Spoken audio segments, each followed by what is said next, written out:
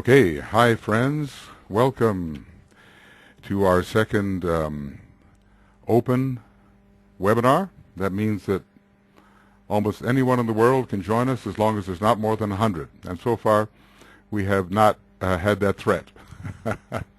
We have so far 22 of us together, and our staff is of 4, so we have 26, and I expect the number to grow as we go along. Some of you have kindly sent in some questions. The questions you ask tend to be difficult, okay? I say, why can't we have just a straight run-of-the-mill question here? But they all go pretty deep into esotericism, and that's just fine. I think we have a variety of people attending. Some of you are members of the Moria Federation, and others of you maybe are on the Moria Federation Facebook list or somehow just got a hold of it. You can certainly, when you receive the notification of these open webinars, you are perfectly free to let other people know. That'd be just great, and they can come. And if we ever reach 100 here, then we will arrange for webinars that are larger than that. But please feel free to pass on the notification that we will have these open webinars. I'll try to do them at least once a month, and if I'm lucky, maybe a couple of times a month. But let's stick at least to the once a month rhythm. And this is a chance for you to ask your questions and to say what you'd like to say. I'd like to welcome, I'm just going to say by your first names, Andrew, Ann, Brennan, Cindy, Constance, Elena, that is, Humphrey, Janet, let's see, it's Johanna, yes, Linda, Louise, Luca, and Mariut, Maribel, Malia, Michael, Monica, Paul, Peg, Sheldon Hughes, Stefan, or Stephen rather, Teddy, Vera, and Winnie.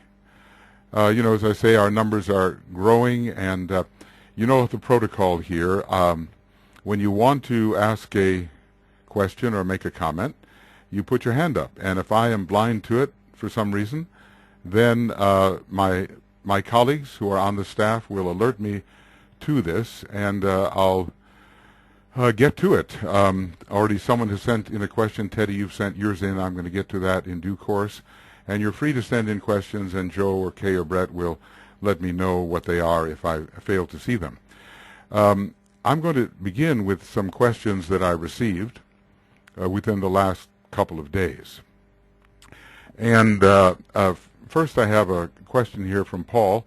It says, in Rays and the Initiations, page 426, there's a reference to the Masters of the Wisdom and the Lords of Compassion, and that the Lords exceed the Masters in numbers, and that the Lords need monastic stimulation on Sirius. Well, that's reasonable enough, because Sirius has a fifth-ray soul, in my estimation, just like Venus does. So it's a place of brilliant light, where not only Manas but Mahat, a kind of cosmic mind, is cultivated. Of course, it's interesting that Sirius, just like Venus, has also a fundamentally soft-line nature. I believe a monad on the sixth and second ray, just the way Venus does. But anyway, it's a brilliant source of Manas, or even Mahat. Is it reasonable to consider hierarchy as a two-track institution, in which the Lords have a separate and different path of study, meditation, and service? I think that their methods of meditation will depend at first upon the soul ray, and then upon the monadic ray.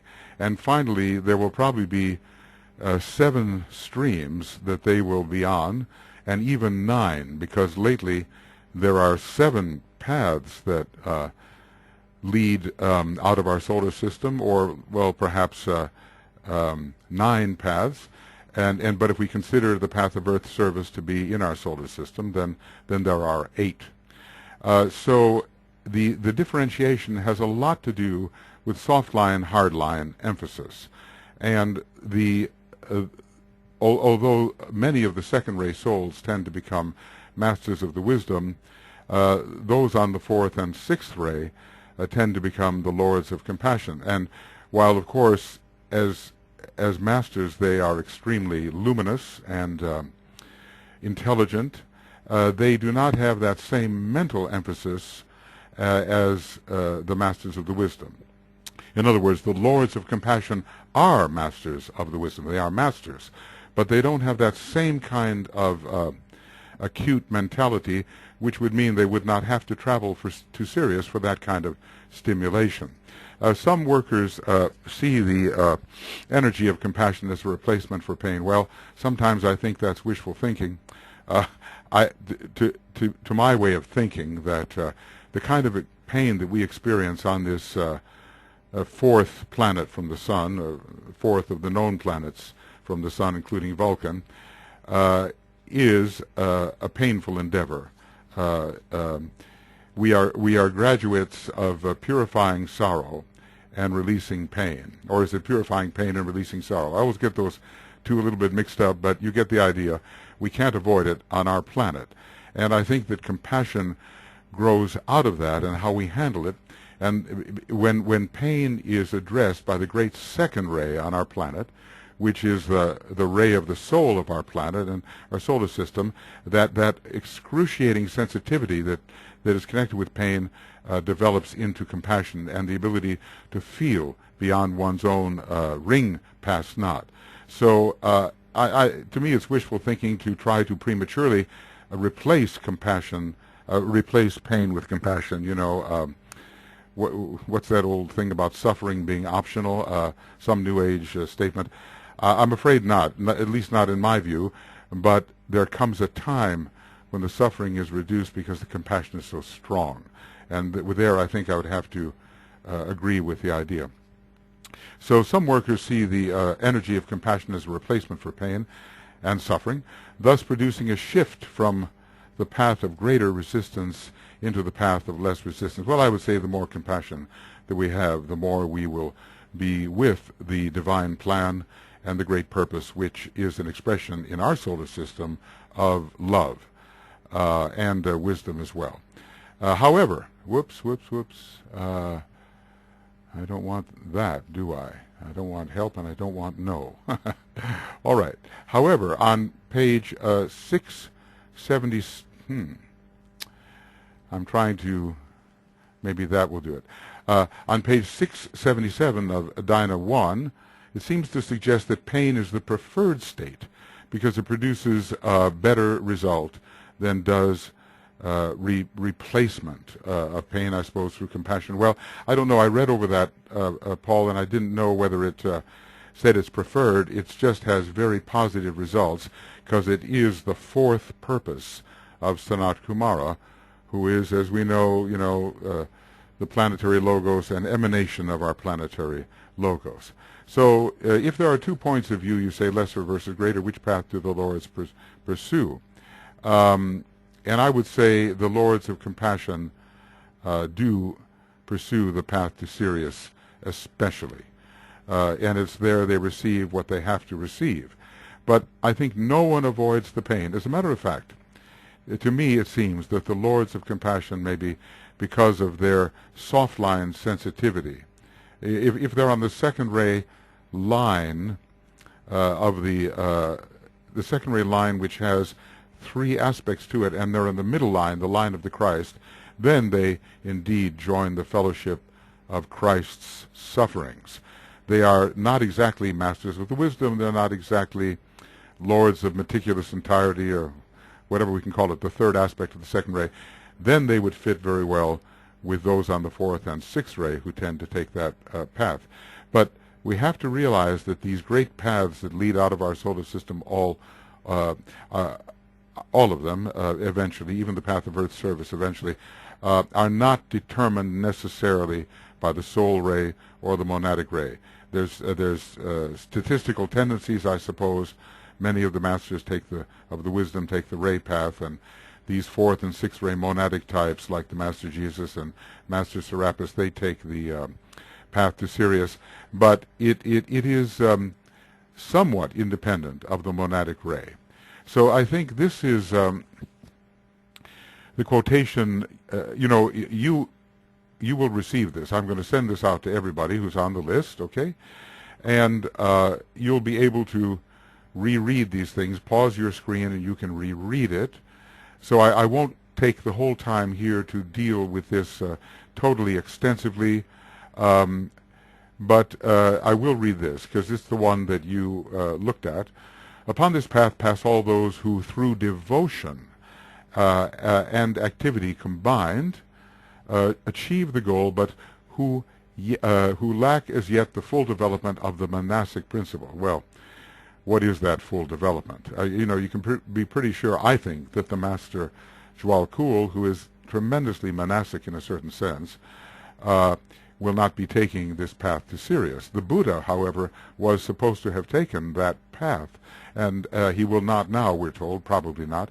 And the Christ, wherever else his adventures take him, for instance, onto the ray path to become a ray of love, pure cosmic love, he will eventually wind up on Sirius, this we're told.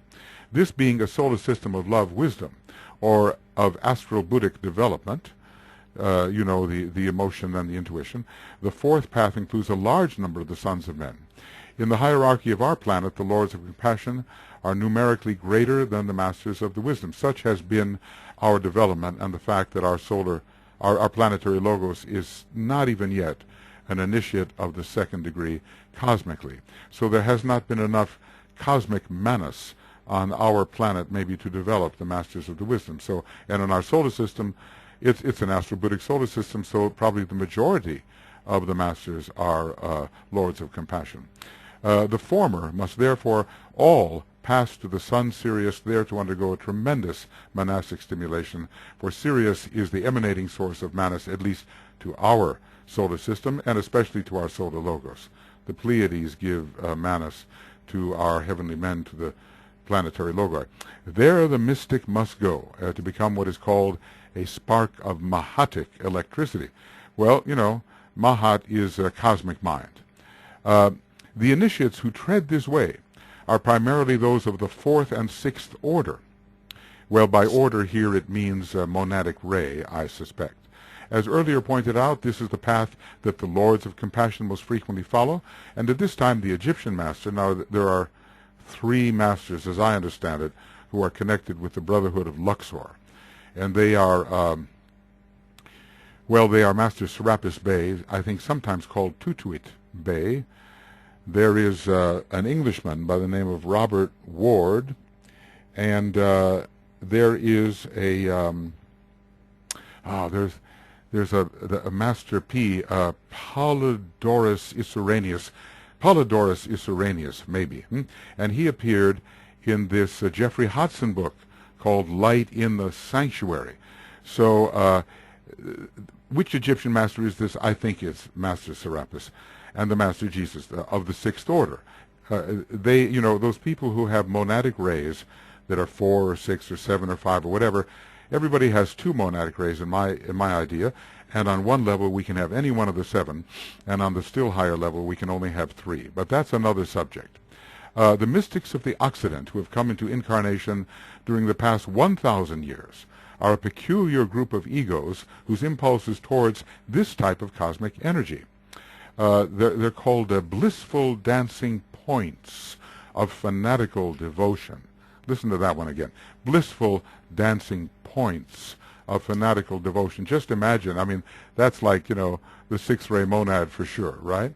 So in this system they have developed certain basic recognitions, and the ecstasy of the Occidental mystic is the germ latent within him, which will someday flower forth into that cosmic rapture and also rhythmic bliss. Just, I get goosebumps when I think of it. Cosmic rapture, rhythmic bliss, for which we have as yet no name. So that's on, all of this stuff is in Cosmic Fire, talk about the end before the beginning. Well, and I would just say, just read this part to pause this. I'm not going to get into it too much at this moment, because there are other things to say. And if I have time, I'll come back to them. The majority of the masters, the ray path, they pass to, the majority of them of the masters of wisdom passed that way, and the lords of compassion. And then he says how many monads this really is. Huge, stupendous figures. So just pause this and read this, or go to it. It's on Cosmic Fire, page 1260 and 1261. Now, I just wanted to say a little bit about pain. First of all, the fourth purpose of Sanat Kumara is called this. Sanat Kumara, when you talk about Sanat Kumara, you might as well talk about our planetary logos, because, Sanat Kumara is the emanation, or one of the emanations, of our planetary logos. And we talk about his purpose as it is applied on our globe and in our fourth chain. The mysterious purpose which has necessitated the calling into activity the principle of pain. We have the cross. When you're all pulled apart, this way and that way, in all four directions, it's painful. Pain and separation go together. Separation and dissonance go together. Unity and harmony go together. So the capacity to suffer, which is distinctive of humanity, is the outstanding conscious reaction to environment of the fourth kingdom of nature. And then it goes on to describe this, and it would take an hour for me to work through this, so I'm not going to do this. But just pause the screen and read it. It's found in the rays and the initiations, and we're talking here about art and beauty. These are the ways of overcoming the dissonance. So here are 3 paragraphs, and they come from the rays and initiations, page 243 and 244.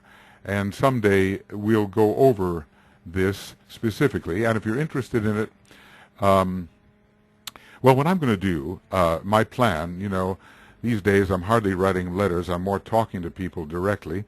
In the book, The Rays and the Initiations, I have done commentaries on the first 14 rules. So those you can actually read on Makara, and it took place over a period maybe of 7 years when Stefan Dubayish and I were working on this 28 rules group. There I've laid out my thoughts. But what I'm going to do is start the second half of the book, and I'm going to make commentaries on the second half of the book, and we will deal with matters of this nature.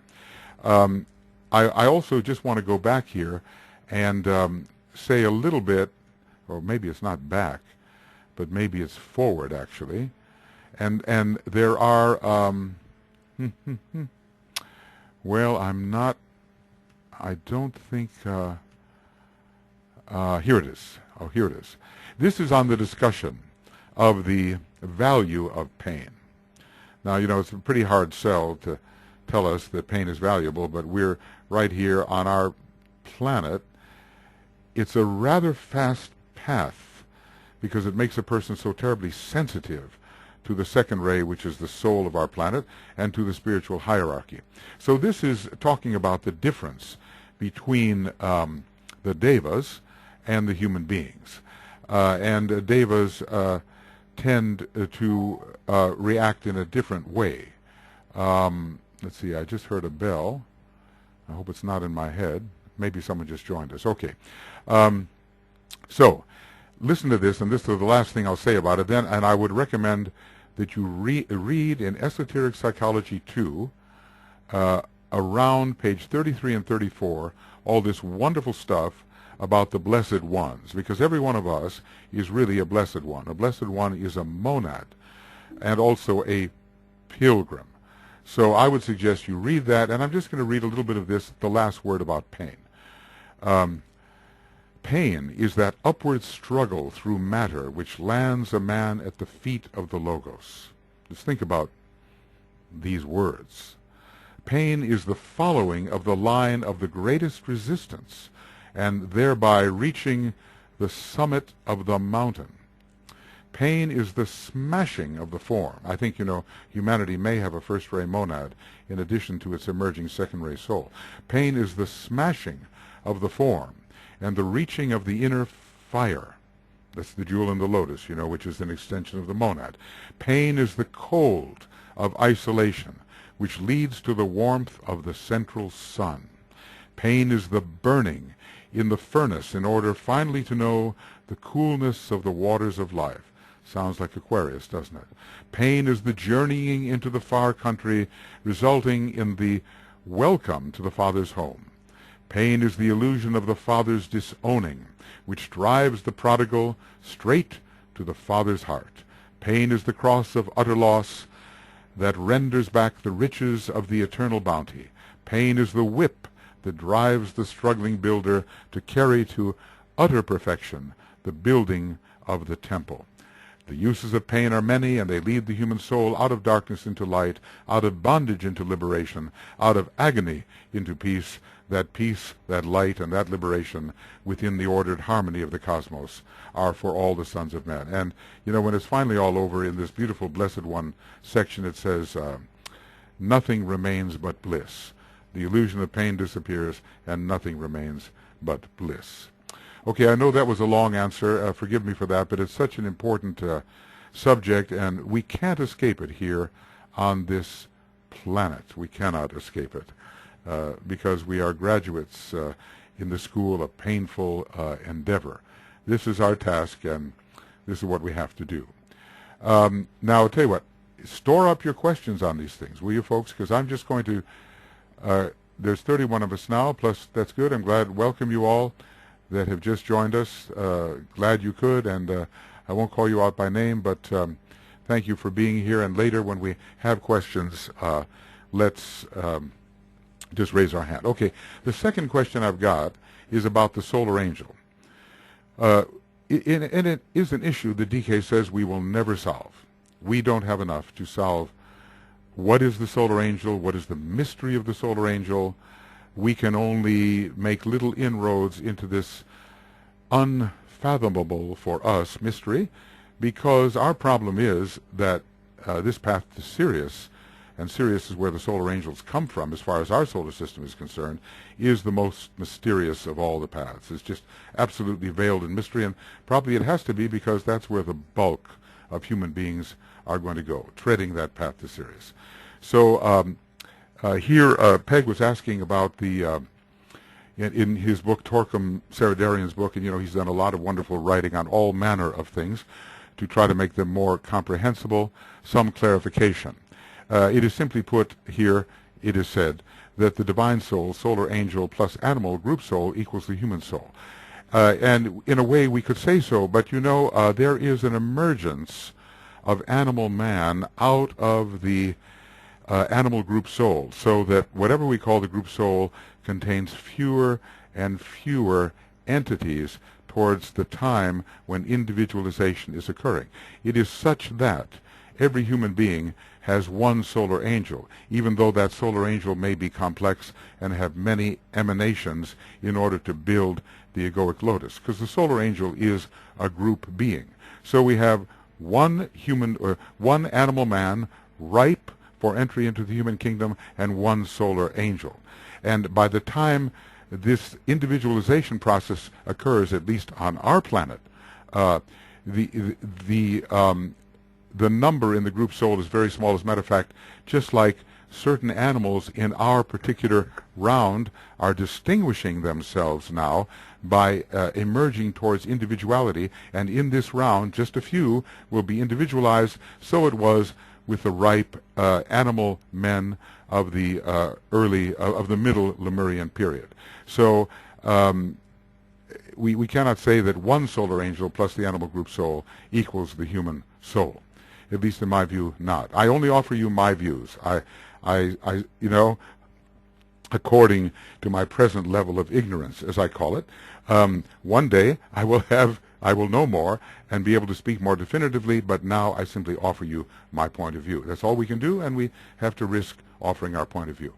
The mental unit, you know, is developed in the animal, actually. The solar angel does not give the mental unit. The mental unit, you know, which is here, this is on the map, this is the mental unit, it's so important. This develops in the animal, as instinct approximates mentality. Those are DK's words. As instinct approximates mentality. So what the solar angels do is they stimulate that mental unit by the insertion of a fragment of themselves, having pervaded the entire universe by a fragment of myself. I remain. So the mental unit has been building all of this time, and the more it builds, the more the animal is emerging from the group soul, the more he tends to have his own experiences, which are not necessarily shared with all others in the group soul. And then comes the time in our system when the fires are shot forth from the Sagittarian bow 21 million years ago, and the fragment, the arrow-like fragment from the solar angel, which is a part of the solar angelic self, lands in the vicinity, in two vicinities. One is on the higher mind, and one is in the area of the mental unit. And what lands on the higher mind creates out of higher mental substance, which is its own type of essence, an egoic lotus. The egoic lotus is really made of the higher mental substance, but it is substanded or substood by the presence of the solar angel and its formative power. So there is energy substance of the solar angel which molds the higher mental substance into a particular design, and that design will unfold as the egoic lotus. So anyway, let's see what else we have here. Basically, the solar angel directs the ensouling process, you say, for the human being. Yes, and don't forget the monad, because the solar angels have come in to serve the human monad.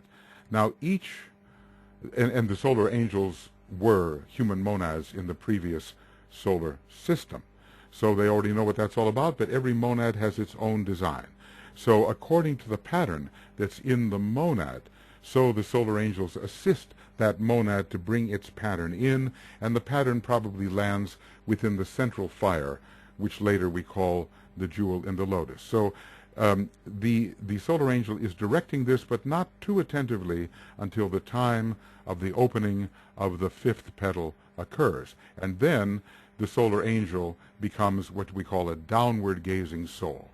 So when this fifth petal is in process of opening, then, or at least in process of organization, stimulation, organization, and gradual unfoldment, then the solar angel, as it were, looks down, becomes a downward-gazing soul, and begins more to direct the process.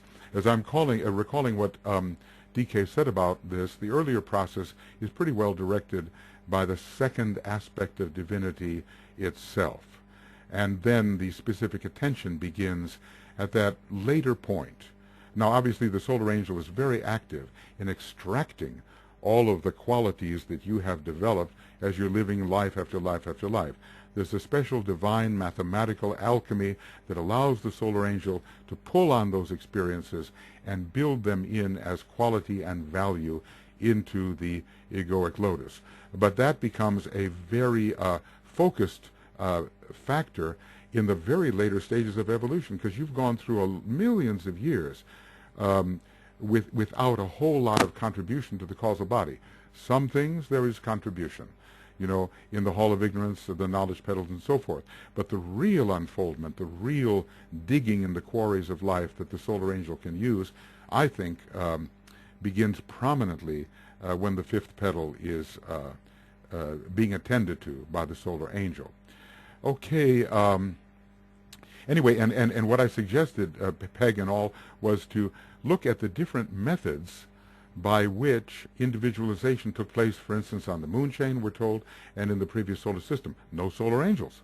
Then how did we get an egoic lotus if there were no solar angels to intervene and substand the matter on the higher mental plane with their own energy force? It must have been conferred by the monad itself, and the flower or lotus type of structure was probably given within the purpose of the monad itself. And then over a much, much longer period of time, this egoic lotus took shape. The solar angels have saved us so much time, millions and millions of years. Without their intervention, we're told that even the highest developed human being at this time would be less developed than some of the lowest unfolded human beings are now at this time. So without the solar angel, the egoic lotus would not be built as it is now, yes, in our system. But in the previous system and on the moon chain, the solar angels didn't build it, and yet there it is. And there are egoic lotuses coming in from the moon chain, from other places in our solar system, and they have petals unfolded. They have petals of the egoic lotus already unfolded without solar angelic intervention. So what the solar angels did is they took the design that the monad intended and they built it a lot faster and created out of themselves a bridge whereby we became cultivated much faster, like HBB says, like hothouse plants, she said, like those big tomatoes, you know, that are grown by the hydroponic method in the hothouse. We wouldn't have grown in that way. So here is a little section about having individualized elsewhere and coming in with several petals unfolded. It's in Treatise on Cosmic Fire, page 852 and so forth. Just take a look at that, and I'm not going to go over it very much. I've said enough. There's a question about the anima Well, the anima mundi is not just the soul of the animal kingdom, right? It's the group animal soul. The anima mundi is the entire soul of the world. I've gathered these references for you, and but there's not time right now unless there appears time later to go over them all. Usually the word anima mundi is considered to be the sentiency within the matter substance of the lower 18 subplanes, because there's no such thing as any matter without consciousness, or let's just call it sentiency, or the ability to somehow react on its own level as if it were sensitive. But in a larger sense, the anima mundi is it is the soul of the entire planetary logos. It is not the soul. You see, right? I'm not going to go here and say what this context was. He's not saying that the anima mundi is not the soul of the planetary logos, because that soul is the anima mundi and the soul of all forms and all kingdoms. So, Peg, when you say that it's like the oversoul, I would say so. However, it should be borne in mind that the anima mundi is usually associated with the soul of matter, even though it is the entirety of the soul. You ask the question here, you say, is the human soul asleep? I would say not. I would say it is not extremely conscious between lives until quite a few lives have passed, but more and more it will eventually, after death, go into the causal body that is being formed with the help of the solar angel, and is increasingly awake and can see much more from that higher point of view with its consciousness merged with the solar angel than it can as the soul in incarnation within the personality. Where does the personality fit in all of this? Is it actually the human soul in some way? Well, I would say that the personality is what I would call the four elemental lives. And when the soul in incarnation identifies with these elemental lives, you know, the mental elemental, the astral elemental, the physical elemental, then that type of consciousness is bewildered into thinking that it is those elementals. And then we say of it that it is the personality. But in fact, the truth of the matter is that any being and any consciousness whatsoever is the consciousness of the monad in a greatly reduced manner through different fields of matter. So when I say my soul consciousness on the higher mental plane, it's really monadic consciousness, but it is contained within the vehicle which much reduces its awareness on the higher mental plane. When I say my personality consciousness, it's really the consciousness of the monad, even more attenuated and reduced in the elemental nature. Now, eventually, that monadic consciousness, like the prodigal son, wakes up to itself and says, wait a second, I'm none of these things, and it begins the process of abstraction until eventually there is the return along the line of emanation, and eventually at the 6th degree it realizes itself as the full monad, but all the time it has only been monadic consciousness and monadic being in different states of consciousness and different confinements of being. Any one of these questions, we could go on for an hour here, but I have to be very careful about that. You say only the monad and the personality are left? Well, let's put it like this. The spiritual triad is the extension of the monad and the three vehicles of the monad, and from that spiritual triad, a replica of the former personality can be built from the permanent atoms of the spiritual triad, which are different from the lower permanent atoms, and from that center of the jewel in the lotus, which has been abstracted into the triadal realm, nesting itself in Atma Buddhi, you can build a personality. And it's, again, only the awareness of the monad in a lower field of matter. That's what you've got. So you can't even say the personality is left. All you have is an instrument that you have created, which is called a Maya Virupa. Any one of these things, I could spend the whole time just on that alone, Peg. But that should give us some idea. It is a huge subject, and so forth. So keep your questions, folks, and then we'll get into it. Excuse me for talking so long, but I have to. Now, this time, there have been a number of questions sent to me ahead of time, and they were pretty deep questions, so I thought I'd better address them. Another person asks, Vera asks, what happens after the person takes the fourth initiation? I understand that the causal body will be discarded or dissolved. What happens to the permanent atoms? Well, the permanent atoms are destroyed, says the Tibetan, and all is reabsorbed into the triad. And in my view, the content of the lower permanent atoms, they're not all permanent, the content of the mental unit, the astral permanent atom, and the physical permanent atom are in a way absorbed into the central jewel and redistributed into the spiritual triad. So it seems to me that whatever pertains to the mental unit is lodged as a higher faculty now within the monastic permanent atom. Whatever is found in the astral unit finds its way into the Buddhic permanent atom. And whatever, well, there's different ways of looking at this. It depends on whether we're dealing with a reflection or dealing with a correspondence. Let me turn to here we go. Now, the permanent atoms are below here, and here above, well, we don't seem to quite have enough. I have to go over here to make it enough. All right, I'm going to make this bigger. All right, not that big. All right, here are all the permanent atoms underneath the mental unit, the astral permanent atom, and the physical permanent atom, and they have to make their way into these higher repositories of faculty. The triadal permanent atoms are more simple. They only have 3 spirille, and they are higher repositories of faculty from which, with the power of the central life, which has lodged itself in Atma Buddhi, we are told, can be generated a Maya Virupa, which will have everything we need, of what we need from below. Now, eventually, what does it say here? The essence of the personality, the faculties developed, the knowledge gained, and the remembrance of all that has transpired become part of the equipment of the spirit.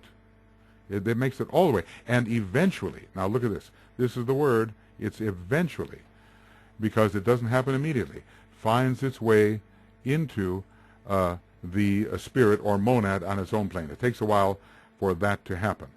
There's a whole process here. The volatile essence, the central fire, the jewel in the lotus, it isn't really destroyed. It is raised up. The central fire becomes centralized in Atma Buddhi, and eventually it escapes back onto the plane of abstraction, okay? And the planes of abstraction are the triadal levels, and eventually it returns to the true jewel, which is the jewel in the crown, which is the monad itself. So there are some wonderful things said here, and I'm just going to, there it is, about the crown. Look, this brings about the opening of the central bud, the revelation of the jewel, the withdrawal of that jewel from the casket, which has so long shielded it, and its transfer to the crown. The crown has to do with the crown worn by the planetary logos, in which, in a way, each monad is a jewel, as it is called, meaning return to the monad from whence it came. So read those, Vera, and there's so much there of beauty and of promise for all of us when the day comes. But let's just say, whatever's going on in the lower personality eventually is transferred to the higher personality. And what is this higher personality? It is the spiritual triad, which is a direct higher correspondence of the lower personality. So nothing is lost, everything is saved, and faculty that we've generated here below, which was once here in the egoic lotus, is all transferred into a higher center of force. All right. Now, there were just a couple of other things that needed to be said, and I'll get into it quickly. What about what happens, this bit about the solar angel, which informs the person's soul? Well, what does it mean, informs? It does inform in a way, and it substands the person's soul, and it gives the person a context in consciousness where he can think, when he's in the causal body, in a way he never could unless the solar angel were present. You know how it is sometimes? Let's just say the master walked into the room and we had a discussion. We'd find ourselves thinking in an altogether higher way than we could by ourselves. But it's the same way with the solar angel. Our egoic consciousness is on the higher mental plane, and we can think in a more exalted way because of the substanding presence of the solar angel. So the solar angel returns. You say the person it's like the person is left hanging in limbo without his bodies, but no, in fact, the individual has risen to the feet of the solar angel and has absorbed so much of that solar angelic essence that in a way he is like a minor solar angel. He's like Horus in the Egyptian mythology. He has wings now. He's flying free. He has solar angelic qualities, and he has everything he needs within the spiritual triad. Now, it may be that his vehicles are destroyed and he dies, but not necessarily. Some of the masters have lived after going through this renunciation. And when they do, they still have their lower vehicles, but the complete control over them is from the level of the spiritual triad. The causal body is destroyed, but not entirely dispersed. That's the key. It takes to the fifth initiation to, like a supernova, you've got to clear all of the debris. And by the time we reach the fifth initiation, we are able to say that we have the revelation, and it is truly clear, and we are a true clear-seeing initiate, and we can see into the purpose of our God, the planetary logos, as we never had before. One more thing you ask. It's about Apollonius of Tyana. Remember that Apollonius was a disciple of the Master Jesus and was born even before him. So what Master Jesus did, he was not a master, but he came in as an initiate. Apollonius gave him his bodies, his inner principles, and stood aside, as it were, in his own inner principles. And so the only thing that belongs to Apollonius, really, is the physical body, maybe the etheric body, but I think, maybe just the physical body. And the entire principles of the initiate Jesus are inside the body of Apollonius, and in that condition, he takes the fifth initiation. Apollonius was a lesser initiate to the Master Jesus. Master Jesus was a lesser initiate to the Christ, and the Prince Gautama Siddhartha was, I believe, a lesser initiate to the Buddha. So basically, it's Master Jesus taking all of his inner principles into that vehicle, with Apollonius standing aside and learning and watching and letting him do what he has to do. And that's the mechanism of how that occurs. This is my theory, and I believe it's more than a theory. It's the Tulku phenomenon, as it is called. Okay, and all right, so I have one more question here of those that have been given to me, and I'm going to, I have one more here. Teddy has asked some questions here, and what types of people were the civilization then? Well, the Atlanteans were not very mentally focused. The fact that they did such great things simply meant that they were impressed by the higher minds of the hierarchy who directed them to do things. The Lemurians were even less so, and they were huge in their stature. You know, we say Atlanteans had a physical vehicle maybe of some 27 feet or 30 feet, and the Lemurians were even greater in their stature. Huge tabernacles of clay, and they were learning things just the way a child learns. First you learn your etheric and physical coordination, then you learn your responsiveness, emotional, and then finally you get to the point of mentality. So their civilizations were nowhere near as advanced as ours mentally per se, but they could do wonders because the magic was not yet withdrawn from them, because they had not messed up so much that it had to be withdrawn from them. Once the Black Lodge got into the whole deal, then they said, okay, why don't you try this? And people were lured off the proper path and became very, very selfish, at least some of them did, and began to use their powers in negative personal ways. After that, the powers had to be withdrawn over time. And so, you know, there were those in Atlantis which were far more intelligent than we are now, but the majority of the people were still in the emotional condition. I'm just trying to see here, Teddy, what we've got here. Has it made those who were descendants of the solar angels who actually embodied the... Well, yes, there were, you know, and he says they have a peculiar heredity. Back in the Lemurian days, some of these advanced beings called solar angels actually embodied themselves in these huge tabernacles of clay, these, you know, crude outer forms, and yet they were molding the racial type all the time in doing this.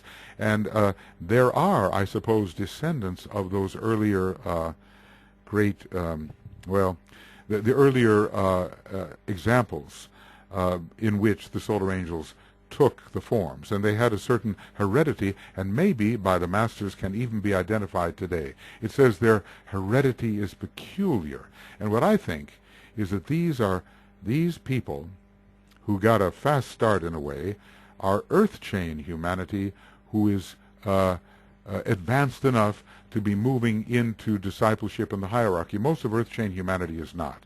Most of our disciples are coming from the moon chain of the previous solar system, but I have a feeling that some of those who have that peculiar heredity, and you know, I'm no expert on this, DK just drops a little hint on it, that they are the ones who have somehow moved closer to absorption into the hierarchy. Even a few of the earth chain human beings like the Christ are actually members of the hierarchy, having gone faster even than the Christ. Let's see a little bit more. I'm leaning over here to see what these are. Were there as inferior beings for whom mental unit was stale, but the spark of spirit not implemented? Well, I tried to explain a little bit about the spark of, a little bit about the mental unit, how the animals were developing this, the advanced animals of the period. Not everybody could be individualized at that time. Only the advanced animal men of that early period were considered ripe for the implantation of the spark of the mind.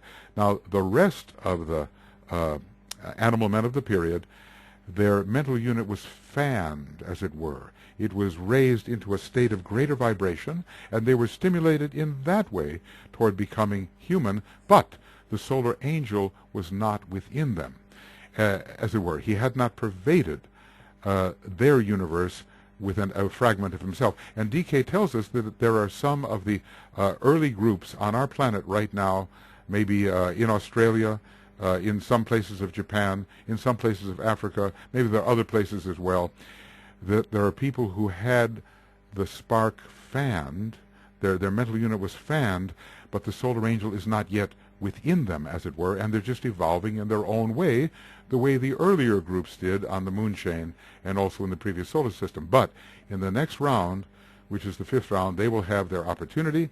They have very little karma, and they're going to go very fast.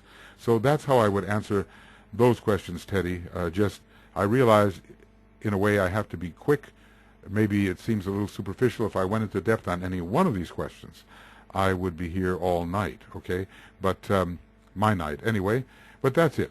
So I have one more question from Paul, but I'm going to deal with that later because it's an astrological question. And now what I'd like to do, after rambling here for almost an hour, forgive me, is ask if you have any questions about what we have discussed or any other questions. First, questions about what we have discussed. And friends, I want to tell you, you can ask anything. I don't necessarily be able to answer it, but you can ask anything. I don't care. You know, there's no such thing as a stupid question. Just ask it, because it'll always lead in some direction where we can have more light. And if I can't answer it, maybe my colleagues who are in the faculty here, Andrew and Kay and Brett and Joe and Sam, maybe you can help me with it if there's a need. Okay, so you can begin to raise your hands now if you like, and I'll try to call on you appropriately, and hopefully we'll be able to hear you. And if I can't hear you, I'll ask one of my colleagues to help clarify what you have said. So I'm looking for your hands now if you seek to ask anything or make any comment about what I have discussed, and then later your own questions. So I'm looking for your hands, and if they come up, I knew we'd gather steam here. We've got 35 of us and another 5 of us on staff. We're 40. It's a good number. We can wander 40 days in the wilderness for purification. The Christ did it. Why shouldn't we? On our own level, of course. I'm looking for you. Be brave. You be brave, and I'll try not to be blind, okay? I'll try to see you. Anybody? Ha ha ha ha. Anybody there? Hello out there. Well, okay, look. Oh, okay. Luca. All right, there you go. Wait a second, Luca. All right, you're unmuted. Hi, Luca. Welcome. Hello? Hello. Hello. Am I Luca. on? You are on. You are on. Luca, you're on. Yes. Hi, Michael. Nice to Okay. hear you. Hi, Luca. Nice to hear from you. From Slovenia, just so people know where you're coming from. Okay. Yes. Culturally. Okay. Well, I was very interested about the pain you were talking about. And since that our sphere is known as a sphere of pain, I was wondering, before that, you were explaining that the Mahat, that the universal mind, that the monastic principle is not yet so firmly developed within our chain. Our solar system, and maybe on our, not so much yet, because we have not yet taken the second cosmic initiation on our Earth, yet alone the third. So it's on its way, but not so fully, no. Exactly. So I was wondering, the pain, when does it ceases to be the motivating power of evolution? You know? Pain. Oh, pain. Yes. Yes. Yes. Does it ever cease? Yes. I would say it does. I would say it does. But motivating power, not pain itself. Pain. Where there is body, I think physical body, there is pain. You cannot avoid it. Maybe not, but technology might help us avoid some of the more obvious types of pain. Then there'll be psychological pain to deal with. But look, let's say we have a second-ray soul on our planet. We have the Christ and the hierarchy who are on the second ray. Humanity itself will become a second-ray, fourth-ray being, a second-ray soul and a fourth-ray personality. They will understand the harmonizing principle of Buddhi, and they will have love wisdom. And DK has told us there's a great love which can neutralize pain. Maybe this is what Paul was talking about as compassion, neutralizing pain. Pain first, and then comes the great love which harmonizes all things according to pure reason. So when does that come? When does that happen?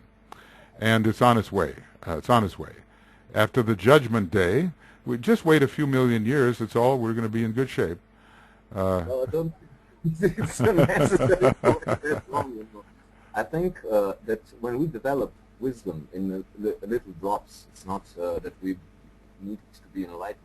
It's not something that you stepped into the whole, Yeah. But the wisdom itself is in a way becoming then, when you evolve, when you tread upon the path I think more and more the motivating power and the thing that makes you view pain differently, Yes. makes you perceive that you do things from the understanding, Yes. and that then what drives you forward in spite of pain, not because of the pain, you know. Yes, yes, it does, and also there will be the neutralization. There's a statement here about ecstasy. Um, I hope I can, and I wonder if there's anything here about pain with it. He says, well, maybe this is it. I don't know, and maybe not. Um, Hence, ecstasy and exaltation. Here it is, Esoteric Psychology 2. He talks about the transcendence of pain. Uh, and let's see, here it is. A touch of this freedom from the limitation of pain and sorrow can be found among the more advanced sons of men on earth who know the ecstasy of the mystic, the exaltation of the initiate, and now this is a really good one, and the exquisite agony of sacrifice or of any feeling when it is carried forward to the point of sublimation. I mean, that is the great statement, and one really worth pondering, because DK has said that what the masters feel is an intense state of spiritual agony because they are so identified with humanity who sometimes doesn't do so well. But anyway, just going on here, Luca, for a second. When this point has been reached, the mechanism of suffering and the ability to register sensuous perception is transcended. And momentarily the man escapes onto the plane of unity, Buddhi. Here there is no pain, no sorrow, no rebellion, and no suffering. When the living, vibrating antaskarana or bridge is built, this way of escape becomes the normal path of life. Escape from pain is then automatic, for the center of consciousness is elsewhere. In the cases mentioned above, where the antaskarana is not consummated, established fact, the tiny thread of the partially constructed way of escape, under tremendous pressure and excitation, shoots forward like a quivering band of light and momentarily touches the light that is the self. Hence, ecstasy and exaltation. But it does not last and cannot be consciously recovered until the third initiation has been taken. After that, the way of escape becomes the way of daily livingness, etc., etc.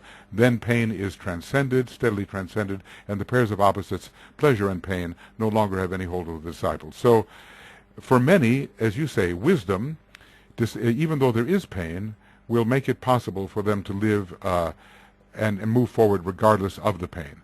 But also DK does actually here speak in Esoteric Psychology 2 of the transcendence of pain. But that still doesn't leave most of humanity having transcended pain. Most of humanity is still not there, and when they are, then this transcendence will occur. It's a great statement there on page 102, 103. Yeah, good. Yeah, yeah.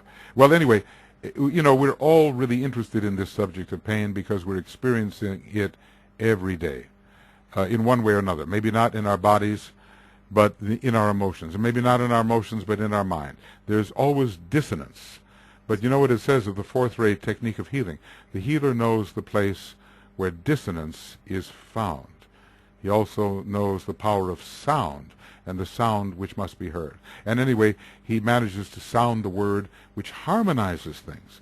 And eventually, humanity is going to be a fourth-ray personality, a harmonious personality under a second-ray soul.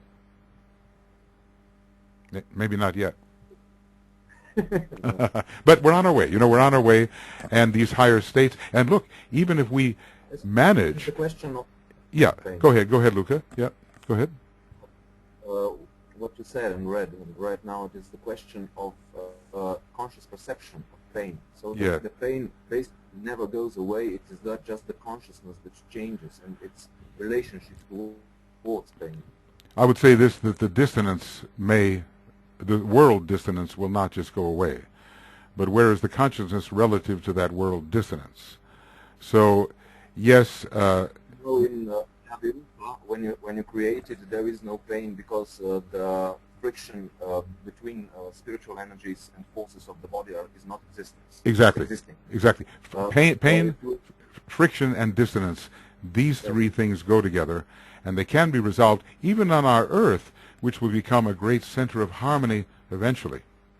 yes, But we have a few thousand years to go. Well, look, okay, well, thank you for asking that question and pointing those things out. And look, go to that section in Rays and the Initiations where he talks about Sanat Kumara and the purpose which necessitated the calling into existence of the principle of pain. Because there is a profound explanation of pain. Profound. And it's too profound for me to deal with it right now, but the mysterious purpose which has necessitated calling into activity of the principle of pain. So thank you, Luca, for your thoughts, and appreciate your presence here at this open webinar. Thank you. Okay, friends, who else is wanting to bite? Luca was the brave one here. He entered the fray. You know, whatever. Look, it's not even that you have to have a question. You can have a comment. It's okay, you know. We can take anything and go anywhere with it. So please be brave, you know. The webinar is not perfect because if I unmuted you all at once, because of the various headphones and computer setups, we'd have so much noise we wouldn't be able to think. But you can raise your hand and we can work together towards some point, perhaps. So I'm looking for you. And by the way, if any one of the faculty would like to speak up on any of these things or make a comment or ask a further question, you are more than welcome to join in. Okay. Just take a deep breath and overcome any hesitation. And enter if you like. But you know, or if you don't do that, I'm going to have to go on to the next question. Okay, I'm looking for you. And my faculty friends, you just see if I'm being blind here and possibly missing anybody. Okay, Stephen, yes, there you are. Hi, Stephen. Welcome. And thank you very much, Michael. It's a pleasure to be here. I'm glad you're here, Stephen. Great to have you. You made an interesting point that really struck me as quite insightful in answering question 3 about the disintegration of the permanent atom. And you used the comparison of a supernova. And that seems so spiritually metaphoric in relation of the sun being a Leo quality of individuation, and then the supernova equating to a Uranian, almost Aquarian, where the permanent atom is dissolved into quarks, so to speak, and then the quarks of personality are redistributed in that Aquarian faction, which seems so similar to the idea of the Aquarian waters being plasmic energy, which are emanated from the supernova itself. I like it. I like it a lot. You have, obviously, you've done a lot of reading in science. You must have some fifth ray going for you. Yeah, I meant to say also, in case I did not say, that it's the entire causal body which goes supernova, and not only the permanent atoms, because all the substance of the petals as well are destroyed and reabsorbed into the central life. As a matter of fact, I have a quote to show that that the permanent atoms are destroyed and absorbed into the central life, but the central life itself does not go all the way back to the monad. It rests in the realms of abstraction, in the realm of Atma Buddhi, and somehow from its presence in that realm, the permanent atoms of the triad, which are more powerful and simpler, somehow receive the capacity to everything that the lower permanent atoms have had, they now have absorbed. So I like your analogies very much. I think, of course, I don't know so much about quarks and things of that nature, but it seems correct to me. It seems good. What else, Stephen? Is that it? Because it's good. Well, it seems like, as using the spiritual metaphor to extend the analogy of people who have a difficult time transitioning from standard astrology to esoteric astrology, right, and to see the phenomena within nature itself intrinsically reflects the holograms of which they speak, so that the idea of spirit transcends soul, and the idea of most people looking at soul is really the limitation of the permanent atom and not seeing what the total Yeah. dissolution and redistribution of those refined sense of self actually means. Yeah, I like the idea of dissolution and redistribution, and I will say this, the limitations of the petals of the egoic lotus as well. Because, you know, when DK tells us about, he doesn't draw a picture exactly, but he tells us this. He says that the permanent atoms are located in the lower part of the egoic lotus. So they represent the third aspect of divinity. And they are not actually the petals themselves, which are filled with radiant quality, color, sound, and all the virtues. The permanent atoms are filled with memories.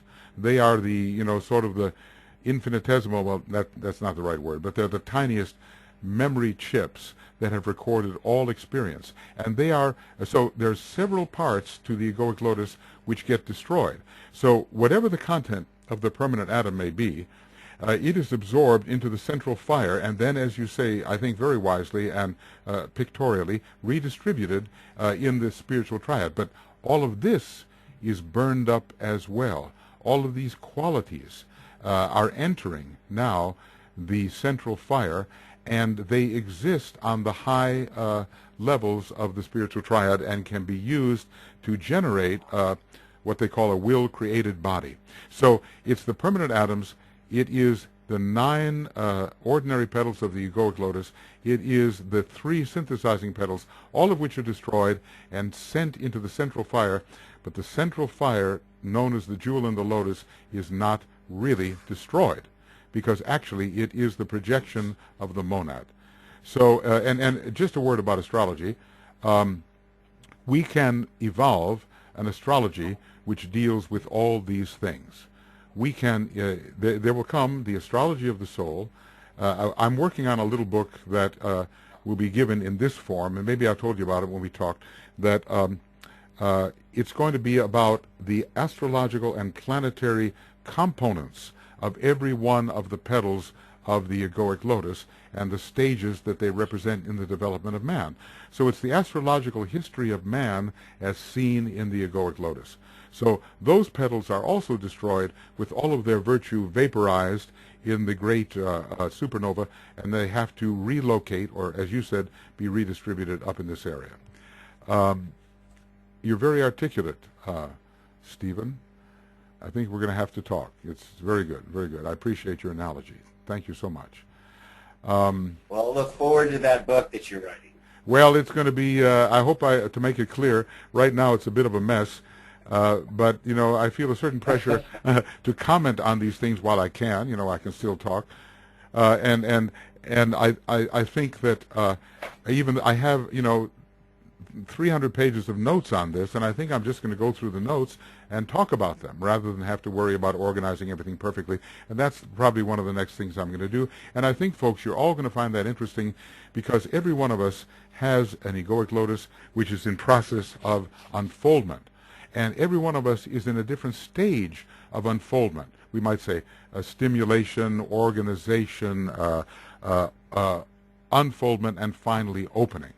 Those 4 stages, we can say, of any particular petal. There's a lot of overlap, and according to the petal that we may be opening, so our stage of evolution and our particular task is defined. And according to the horoscope that we've got, different petals will be stimulated, organized, unfolded, or opened in our interior life. So our horoscope directly connects with how this flower is unfolding, if you see what I mean. Okay, Stephen, thank you. We'll be in touch. We'll be in touch. Thank you very much. Appreciate your thought. Okay, I see your hand, Rose. Hold on. Right, go ahead, Rose. Can you hear me? Make sure you're on. There you go. I hear you well. Yep, go ahead. Good. Well, I have a comment and a question. All right. The first comment, I guess, would be about the previous discussion about pain. Yes, yes. It kind of struck a resemblance note with me as a few years ago, well, I don't know, maybe 5 years ago or so, I had an interesting experience brought upon by a deep suffering, by extreme pain. And it reached to such a point, it had built and built and built, that it just sort of like, almost like in the quote that you read, was, and I ended up going to a place where there was no pain of any kind, no physical, mental, emotional. And the outstanding characteristic of this place besides that was consciousness was clearer. There was more consciousness, an enhancement of consciousness.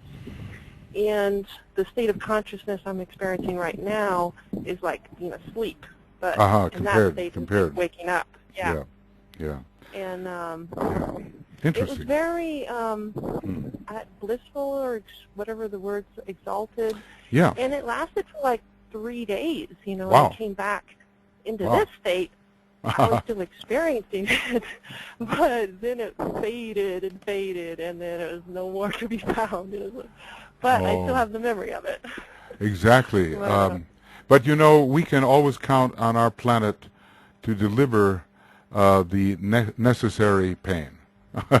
You know, we may settle down to the dead level, because pain can be exquisite, but we will have enough sensitizing experiences delivered by the crosses on which we are crucified. Now, most of us here are going to be crucified on the fixed cross, which reveals the soul, and we will get the resensitizing of our consciousness. And I'll tell you what, anything that you gained by that other experience, which may have been in a way covered over now by the daily routine and all the rest of it, will be reawakened as a fire within your system upon which you can rely. So remember that nothing is ever lost.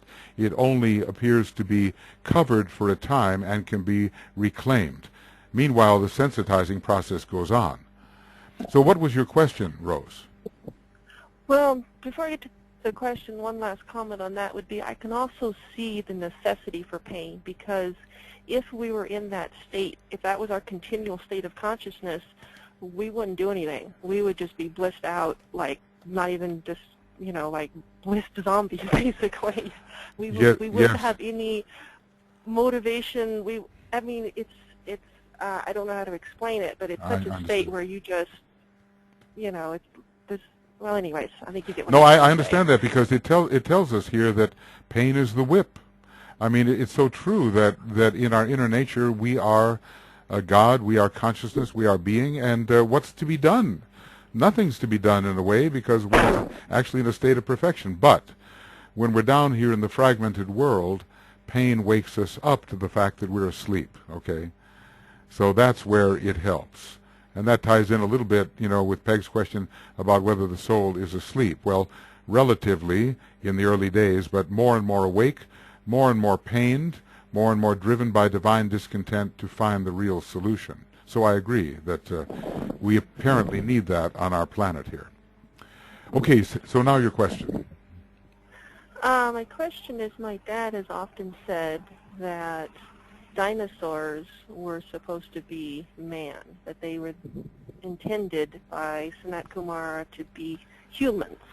And I have not found any verification of this, and I was wondering if you knew of anything around on that line. Well, I don't, but there is something peculiar about the second round, and it's sometimes called the reptilian round. And Tuya studies this quite a bit. That you know, in the ancient iconography that's found in many traditions, we see these sort of serpent gods as representing high deities, fiery beings, and they're somewhat in the form of the serpent or the reptile. It seems that there is somehow, and I don't know how to define it, a connection between the solar angels, the reptile form, the snakes of fire, spirits of fire.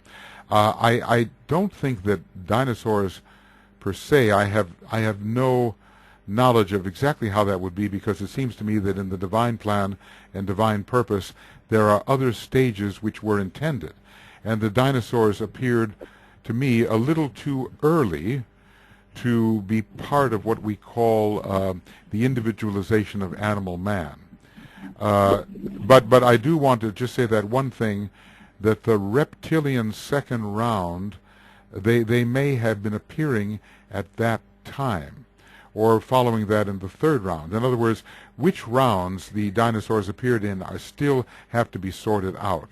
So their connection with the solar angels, or the reptile connection with the solar angels, is something that has to be examined, a very fruitful subject.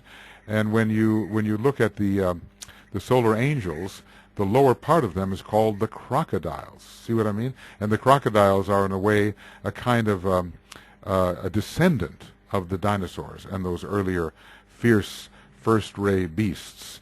So I couldn't go any further with it than that, but I would say if we study the second round carefully, well, I tell you what, I don't want to branch off into too much of a tangent, but there is going to be something here about the reptile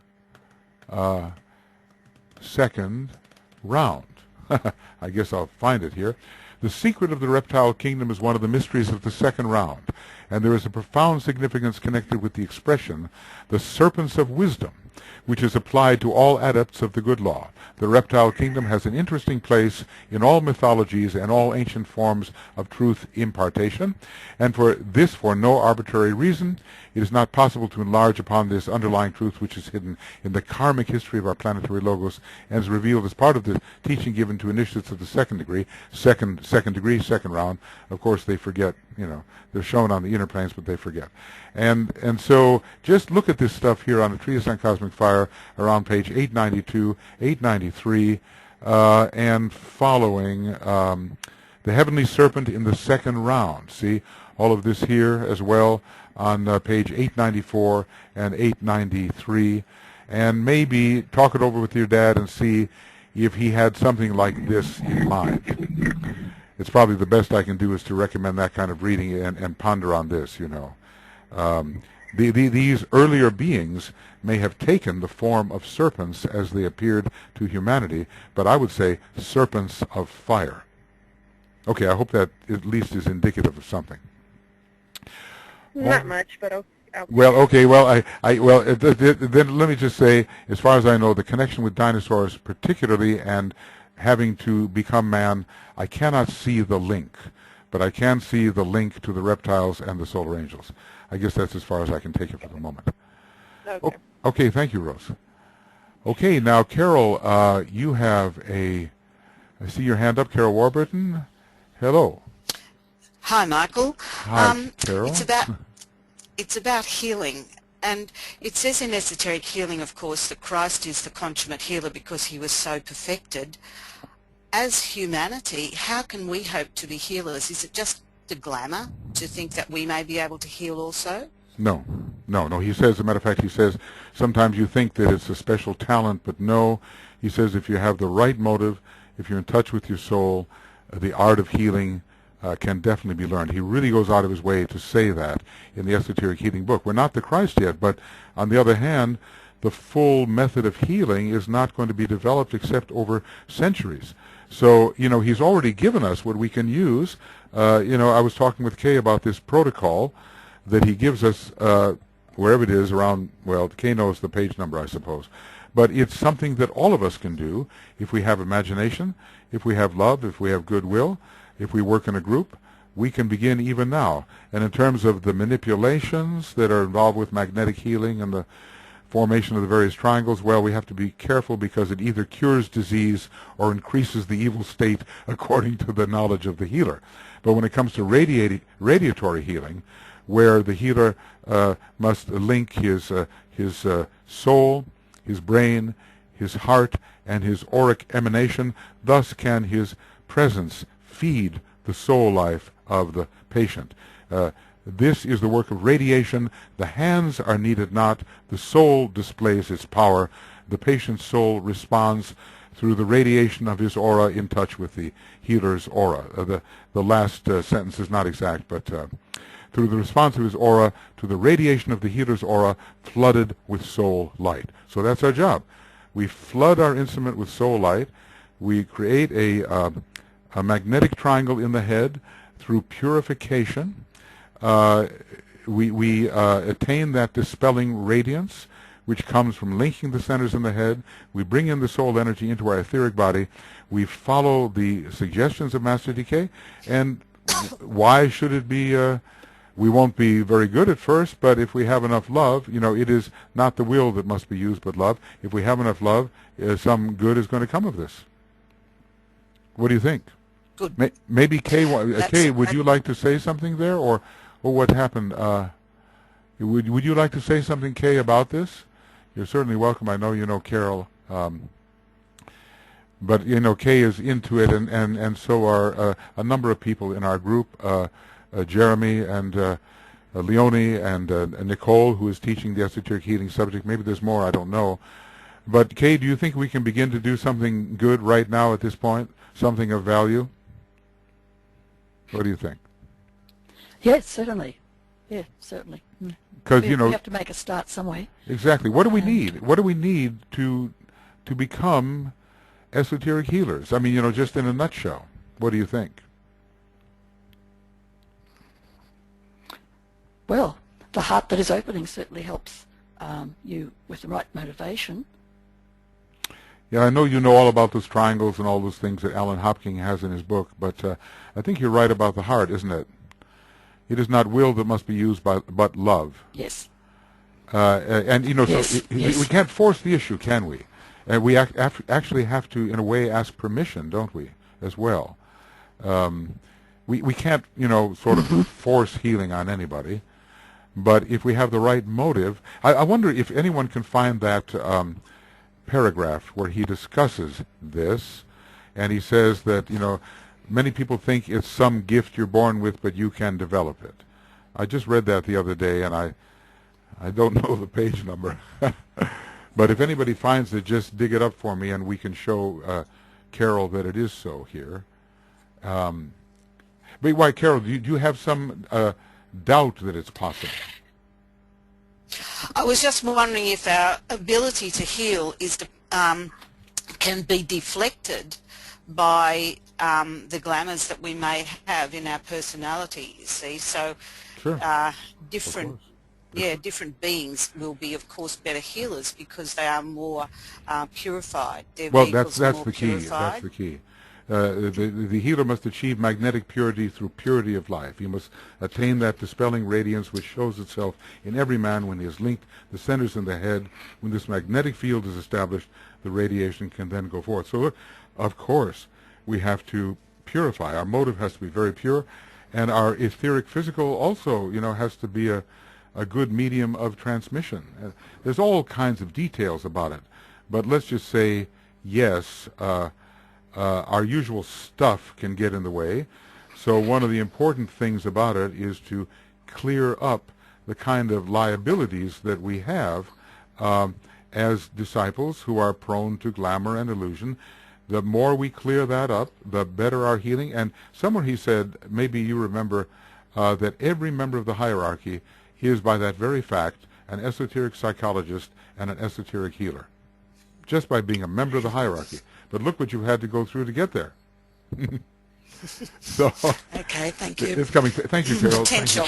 Thank you for that question. The Yes. Hereditary Healing Protocol is on page 103 in Esoteric Healing, and just those couple of pages gives very good, indication of what's required of you. Did you say 183? What was that it? 103. 103. I'm so sorry. 103. Okay. 103 in Esoteric Okay, I Healing. thought it was more towards page 100. There it is. The preliminary requirements for a radiatory healing. And,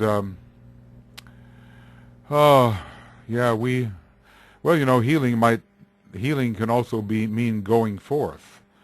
I was really interested in the seventh ray method where it says the healer energizes with life, the failing life, driving it forth, that's one option, or anchoring it yet more deeply in the place of destiny.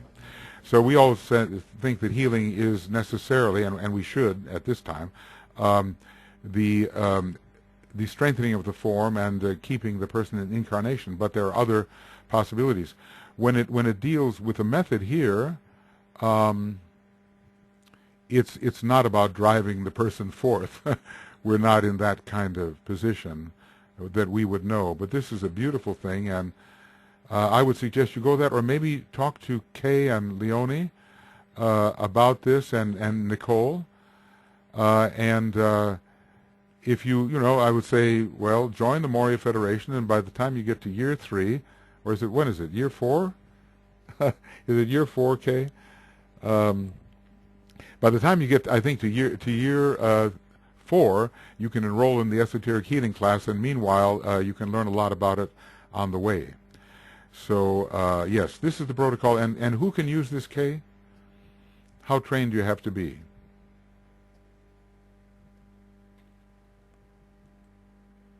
Are you there? Of using, but it's best done in a group, and if you're with a group of people, you gather together, and it makes it so much more potent, actually, than doing it on your own. Great. But DK is very much about, group work. Exactly. So anyway, there it is on page 103 and 104 for all of you who are interested. Last time we had a gentleman who was asking questions about the final 7 formulas, about which DK said very little, leaving it to us over time to work out. But this is something that with the right motive and in group formation and with the heart open, much good can be done. Much good can be done. Good. Okay, well, thank you, Carol, for the question and the thought, and thank you, Kay, for the augmentation on this response. Okay, friends, who else? Anybody else want to? Mary Bell Knudsen has something written in the questions, as Yes. does Iris. Okay, so go ahead. Read it to me then, please, Joe. Mary Bell's and then Iris's. Well, let me give you Iris's first, because unfortunately, Mary Bell, I think I've eliminated yours. Uh-oh. If you click on it wrong, Michael, I'm sure you could see it in your question. Do you think I could? Yes, I think you can. Do you think I could? Wait a second. I still see Teddy's thing here. Wait a second. Hold on. I've got a little more. Okay. But, oh, goodness. No, all I've got is Teddy's question. Oh, here we go. Okay. Oh my gosh, there's a lot of questions from Teddy. I'm sorry if I hadn't been able to answer them all, Teddy. But, we'll be in touch. I know I don't have, maybe you eliminated them for everybody, Joe. Well, here's Iris's. Okay, all right. Iris says, are DK's books written in a particular order, aside from the treatise on the rays? And what are some good books to start with reading? Okay. Is there a real order to the books, or is it primarily the individual? These questions are often asked by those beginning the work. I was just drawn from one to another. Okay. Well, look, Iris. Well, first of all, our friend Keith will know better than I the exact order and years of the writing of the books. But Initiation of Human and Solar came first, and that for a very good reason, and everybody should start there. And Letters on Occult Meditation were assembled pretty much at the same time. I would say, yes, the Tibetan wrote these things in order and for a purpose. And he gives everybody the foundation they need. He gives all the old theosophists a great overview, because he went from the beginning to the end pretty much. He gave Initiation Human and Solar and Letters on Occult Meditation at first, and they give the real wonderful foundation. They're not too long, and they're profound. I always find Letters on Occult Meditation one of those, how does anybody ever understand this books? But Initiation Human and Solar is the very basis. Then he jumps to a treatise on cosmic fire. And there, theosophists who have been raised on the secret doctrine, he wanted to give that to them in time so they would see the link from the secret doctrine, because it's the psychological key to the secret doctrine. So he would magnetize the theosophists who just say, oh, it's just Alice Bailey saying something, because the book is so profound that any true student will immediately recognize the continuity between the secret doctrine and Treatise on Cosmic Fire. Okay, having anchored this attractive book which is to be studied by initiates and which will magnetize all the theosophists, he goes right into the control of the astral body. He writes a treatise on white magic, and every disciple who is up and coming is going to need that book, which is essentially a book on the control of the astral body. It has so much in it of a practical nature, plus 15 rules which are only, which we cannot really fully understand yet. But he says, study them now. I'll give you the esoteric keys later, and it'll move faster for you. Then he goes right into the treatise on the seven rays, which was written in sequence. Now, meanwhile, he's working with his groups of 9, and so from their instructions arises telepathy in the etheric vehicle, because he worked with them from 1931 to 1939-40. Out comes glamour, a world problem, from the instructions to the group that was the observers. What are they called? What kind of observers? Observers of reality. Then the esoteric healing. Many of those are instructions. They're also part of the series of the seven rays, but he gave instructions to his group, and he did not have an astrological group, interestingly enough. I guess they were not especially attracted to the arcane school as it was at that time. And then education in the New Age. He organized 4 groups quite completely, and from education in the New Age, this is a collection of what he had written for that group, plus other things. Then he started to organize the political group, and he has the destiny of the nations for that, but he didn't get very far with it. It took a long time to keep on writing the bigger books. Esoteric Astrology, I've been calculating this out, was written in the late 30s pretty much, and went to part of it before 1942, but part of it, certain essays included in Esoteric Astrology, even up to the end of the war in 1945. So it was written in segments, and it was not published until later. The same goes for Esoteric Healing. I think it wasn't published until the 1960s. As for the rays and the initiations, what I've discussed with Keith on this, and what he tells me, is that these are instructions for his ashram group, which he had 14 people. They had to be all located in the same place. Now maybe they wouldn't have to with the internet, but they had to have their monthly meetings, which Alice Bailey, as a member of the ashram, supervised, and their lessons were gathered together as the rays and the initiations. So there does seem to be an order. The order makes sense, but it doesn't necessarily go from the simplest to the most complex. In a way, a treatise on cosmic fire is the most complex, and he established that early to get the attention, I think, of those people who were profound readers of the secret doctrine, and even now would sort of say, poo-poo what Alice Bailey wrote.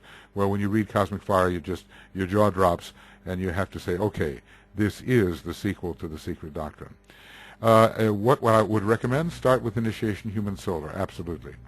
And if a person has a special interest, along with Initiation Human and Solar, give them their particular interest. If it's politics, Destiny of the Nations. If it's psychology, we have the psychology books. If it's astrology, we have the astrology books. But always start with Initiation Human and Solar.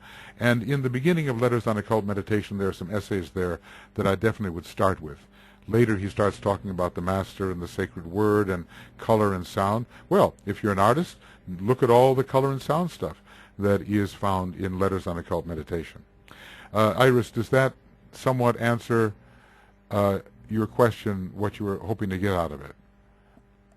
You can say hi if you wish, if you're there. Okay. If not, anyway, I've done what I... She may not have audio. Oh, she may not. Okay. Anyway, that's what I can say about that. Mary Bell's question is, thanks to Walter, he found it.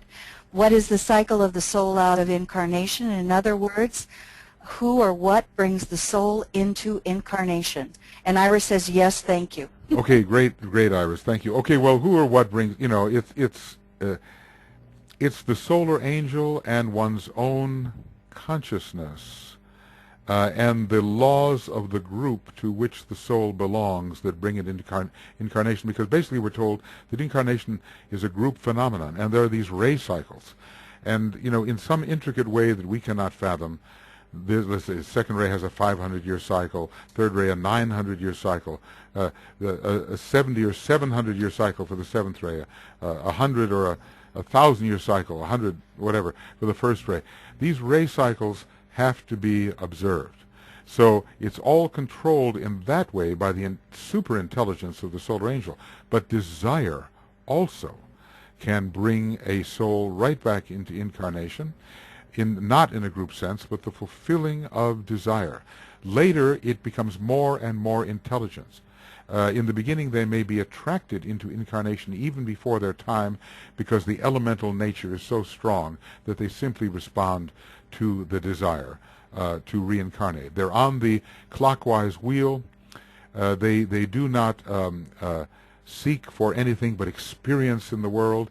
They have certain things they have not accomplished. They want to accomplish those things. Desire can bring you in, but later it is the will, it is the cycles of the group, it is the timing for the group to which you belong. When you start to respond to your soul ray, then particularly you come in with your soul group of brothers and sisters.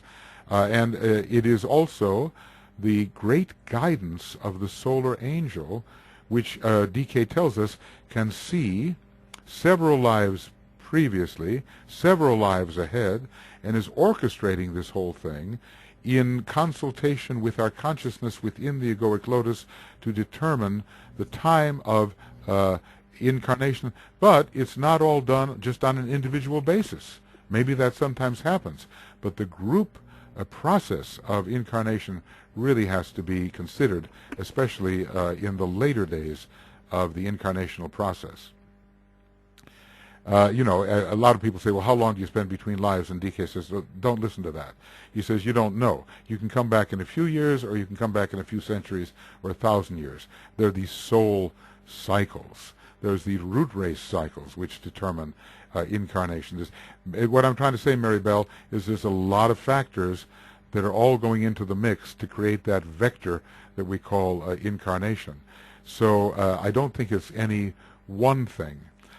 For people like ourselves, the desire to serve and not the selfish desire to have will bring us into incarnation with rapidity, because at a certain point we gain the privilege of foregoing the wonderful illusion of Devachan. Devachan, you know, the higher heaven on the fourth subplane of the mental plane. And Devachan is not useless, but it is an illusory state. We do work up our faculty and our abilities in Devachan, and so when we reincarnate, we are farther ahead than we were when we left. Many things are fulfilled and brought together, but the true disciple will, when he's capable of it, or she is capable of it, return quickly for the purposes of service. And DK says there's no telling. You cannot tell exactly when it will be in any broad and general sense. Okay, Mary Bell, I hope that's a little bit in that direction, showing us the complexity of the situation. You know, people are always interested, well, I'm going to spend 100 years out of incarnation, then I come back for 70, then I go and maybe I'll spend 500 years, whatever. You know, he says that it is foolish to try to systematize the number of years out of incarnation. It can be very, very long or very short, and it will, but as you advance, it will be shorter and shorter. As a matter of fact, a condition will arise, and I wonder if it corresponds with the second initiation and with the unfolding of the sixth petal of the egoic lotus. A condition will arise in which you don't have to drop your astral body or your mental body. You can come right back in with the astral and mental body that you've got. You will drop your etheric body. You will, you know, but from the astral plane, with full mentality, you will again descend into incarnation without having to dissolve them and rebuild them in the long process of appropriation, which can take some years. You know, the Dalai Lama, whatever the truth of all that is, he goes out of incarnation. A few years later, he's back in. Or he's born again. You know, how does that happen? Because he's at that stage where he does not have to undergo the disintegration of his subtle bodies, namely his psychic bodies, his mind and emotions. So we look forward to that time when we can do that. It will save time, and we can get right back in here and serve as we should and must. Okay, Mary Bell. Okay, friends, any other questions here? Aha, yeah. Well, we've gone on for a while here. I see that we've had our questions going for about 40 minutes. By the way, I just want to run back here to Hey, Paul. Michael, I do Yes. have one question. Who has a question there? Yes? Go ahead. I have a question sent in. Actually, Teddy has had to go offline. His internet is not fast Oh, it's enough not still to functioning so well, yeah. handle the webinar. Oh, okay. He asked, does a person have to have taken the first initiation before they enter the field of politics?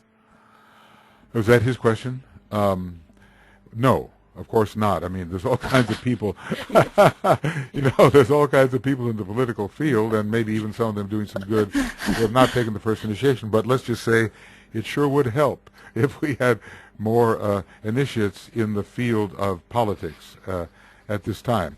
So let's just say that if you have an ongoing interest in Master DK's work, and if you study it and meditate accordingly, and if you spend some years of your life doing this as if it is really an important thing, you want to refine your life, you want to discipline yourselves for greater beauty of life, you want to study the esoteric things, you want to meditate, it's a pretty good indication that you either have taken the first initiation or are in process of taking it.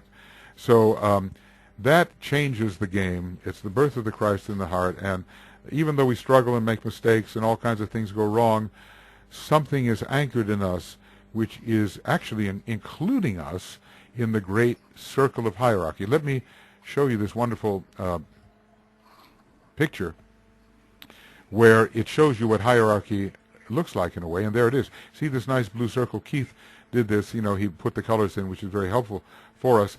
Look here, this is the planetary hierarchy, and look who's there, I'm sure you find yourself there in a certain way. Watch this.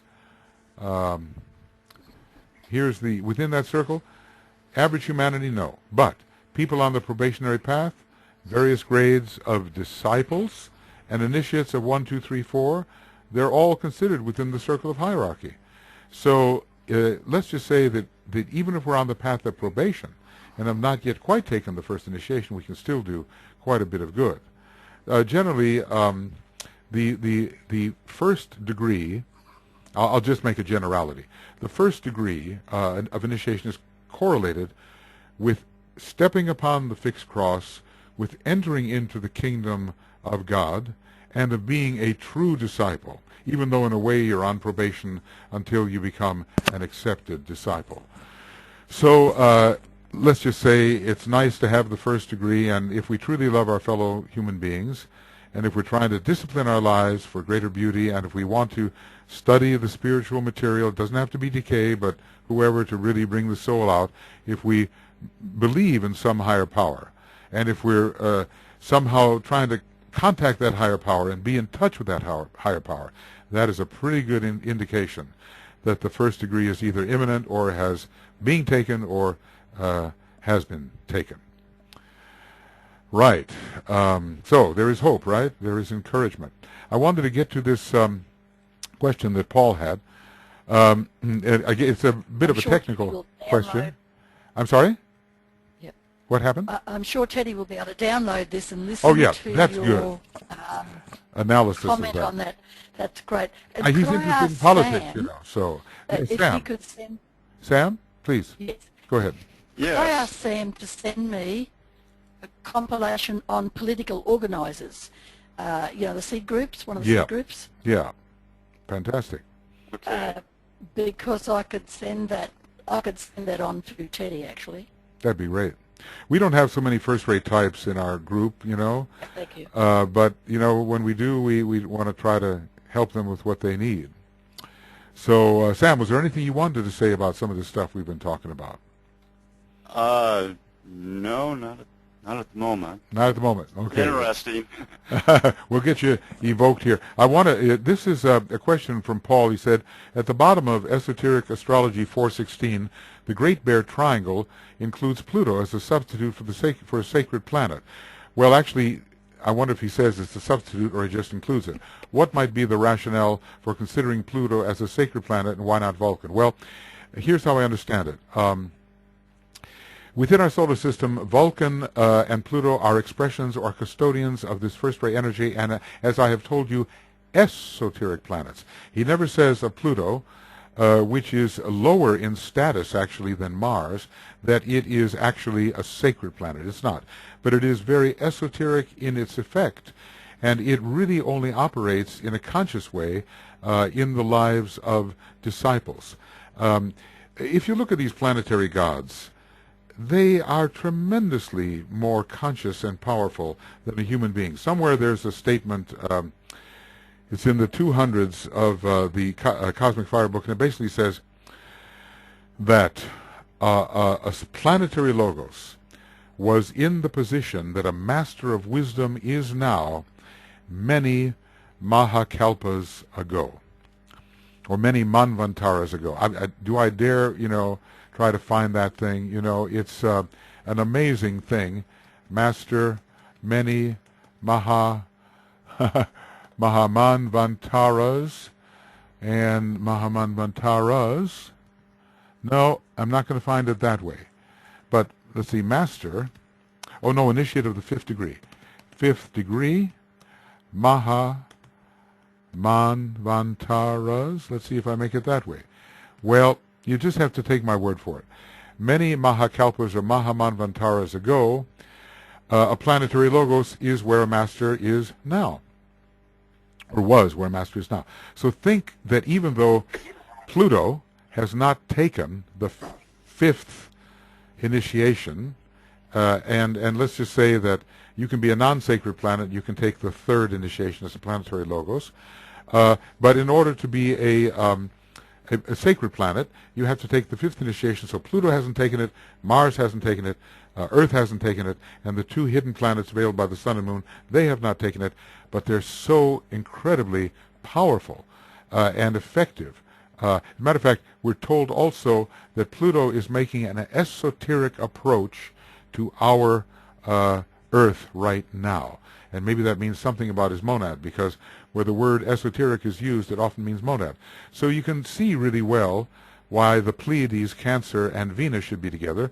Pleiades connects with the third ray, the great third ray. Cancer is a third ray sign for the mass consciousness, and Venus oftentimes represents the higher mind. Right now, Venus rules the mental super principle in our solar system, with Jupiter in the middle and Saturn at the top. When you look at the great, well, this one, I'm saving the best for last. Sirius, Leo, Jupiter, you really see the love wisdom line, because Sirius is the cosmic Christ in a certain sense. Leo is the fire sign that has most to do with consciousness, and Jupiter is the great heart center and second-ray planet. Now, here we are. He didn't say you had to have a sacred planet here. The Great Bear is the cosmic Manu. Those are the words of Stephen Pugh, a very fine astrologer, and I think they're correct. It's a great first-ray center representing the head centers in the great supercosmic logos called the one about whom not may be said. Aries, preeminently a first-ray constellation, and Pluto, which has to do with beginnings and endings, fits very well with this sign of beginnings. As a matter of fact, in the same breath, Pluto and Aries are often mentioned together. So their relationship here may have something to do with it. I'm not saying there's not a triangle that we could call Great Bear, Aries, and Vulcan. There could well be such a triangle, because Vulcan is very connected with the Great Bear. Vulcan represents head centers for us, and the Great Bear also represents head centers of the Great Being, and Aries is the head, so we could certainly get Vulcan in there, but Pluto has to do with how we deliver all of this right down into matter, so that the highest conceptions from the Great Bear get delivered all the way down to the base of the spine. And it is an esoteric planet working upon initiates and disciples, even though we call it non-sacred. It's really very sacred compared to what we are. So I don't think it ever said here that we had to have Pluto as a sacred planet, but only as an esoteric planet. Okay. Well, Paul, I think that's what I can say about that for the moment. We can talk about it more at another time.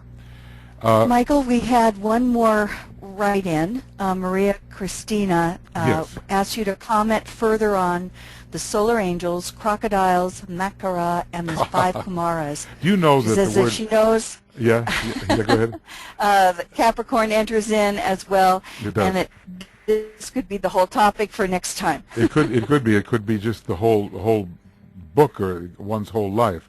He says we're not going to solve it. I have to tell you, it's such an interesting thing that here in Finland, the word makara means sausage. So every time I start talking about the makara, I have to be careful that the Finnish people don't think I'm talking about sausage. But anyway, Capricorn is this sign in which Venus is exalted. And there is the higher mind brought to a great summit of the first solar initiation, the sun rising on the mountaintop. But Venus can be turned upside down, and Venus can be the inverted pentagram, and the crocodile, far from being a sacred symbol, can also be the symbol of the devouring personality, who devours the heart of the one who is balanced in the scales in the Osirian mysteries. Led in by Pluto. Pluto is leading you. Anubis. Tuya, my wife, is really good at all these things. She knows about all these things. But Pluto is leading you in to the chamber of judgment, where your heart is on the scales. And then the baboon drops the feather in the other pan. And if your heart is not as light as a feather and weighs things down, the crocodile eats your heart, which means you go right back into incarnation. And that's why over on this page, the crocodile is called the personality. Wait a second. I'm just trying to find this thing because it's such a fantastic... no, that's not it. It's coming. Here we go. Take a look at this. Here it is. Right here. This is our table of creative hierarchies. All right, so here we go. Here's the crocodile, the human personality. It devours the heart. But there are higher forms of reptiles, fire serpents, solar angels as fire serpents. And we're always told that the fifth creative hierarchy is a dual hierarchy, meaning the upward pointing star and the downward pointing 5-pointed star. And the downward pointing 5-pointed star uses intelligence to serve desire. And the upward pointing star is using in the higher intelligence to serve love and intuition. And right there is the contrast between the higher and lower parts of the fifth creative hierarchy. At least this is how I understand it. However, you are completely correct, Maria Christina, that this could be not only a subject for one complete discussion, but it could go on, and DK says we're never going to solve it. HPV has nice things to say about the crocodile, that it swims along the Nile and is the first creature to greet the rising sun.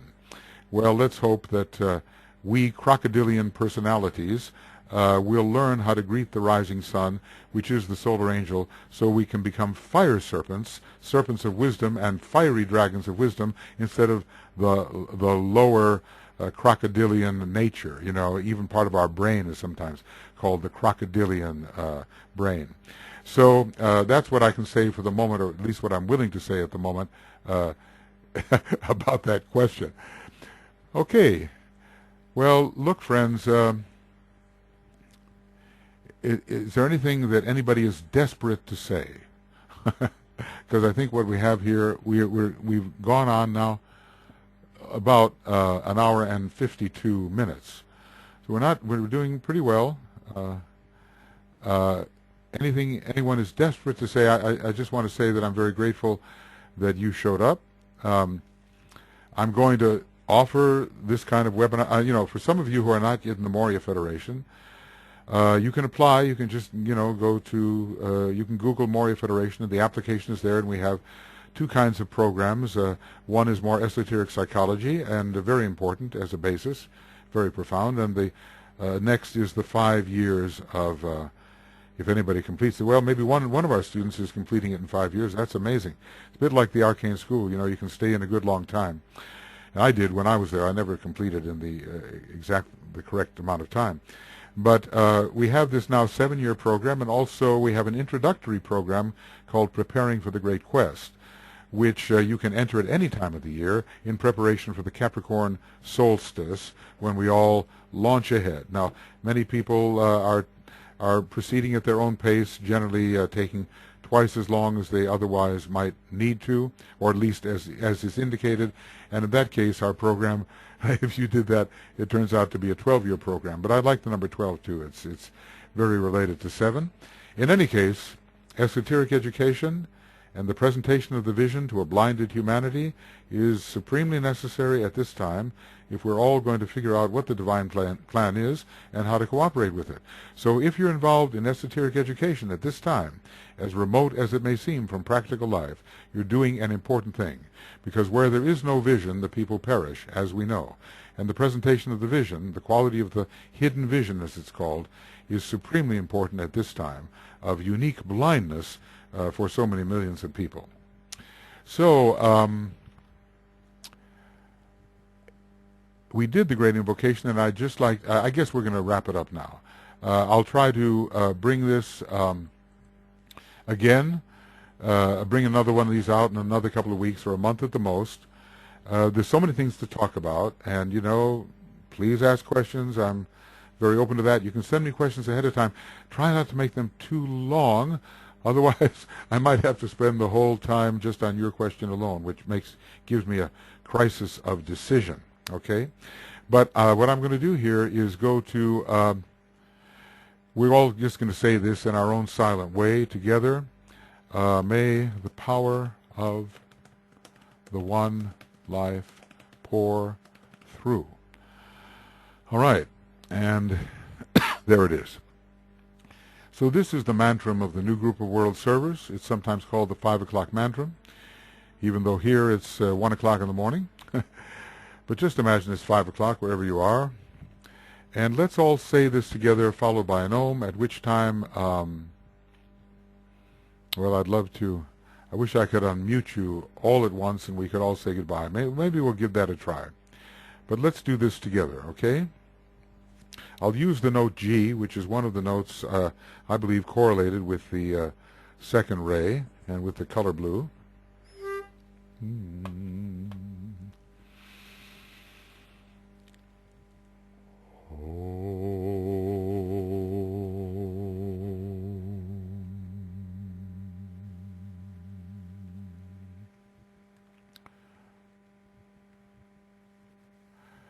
Whoops, sorry. May the power of the one life pour through the group of all true servers. May the love of the one soul characterize the lives of all who seek to aid the great ones. May we fulfill our part in the one work through self-forgetfulness, harmlessness, and right speech.